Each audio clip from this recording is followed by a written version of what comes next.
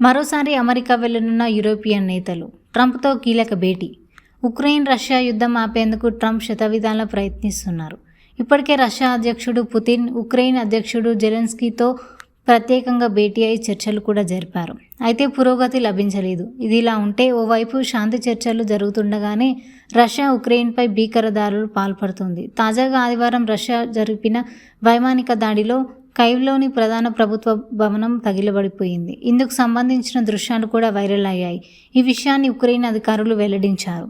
ఇక ఆదివారం న్యూయార్క్ నగరంలో జరిగిన UN open champion final match నుంచి ట్రంప్ తిరిగి వచ్చిన తర్వాత విలేకరులతో మాట్లాడారు. కైవ్లో ప్రస్తుత భవనము తగలబడిపోవడంపై తాను ఏమాత్రం సంతోషంగా లేనని చెప్పారు. త్వరలోనే రష్యా అధ్యక్షుడు పుతిన్తో మాట్లాడతానని చెప్పారు. యుద్ధానికి పరిష్కారం దొరుకుతుందని విశ్వాసం వ్యక్తం చేశారు. ఇక రష్యా ఉక్రెయిన్ యుద్ధాన్ని ఎలా పరిష్కరించాలో చర్చించడానికి వ్యక్తిగతంగా కలిసేందుకు యూరోపియన్ నేతలంతా సోమవారం లేదా మంగళవారం అమెరికాకు వస్తారని ట్రంప్ వెల్లడించారు.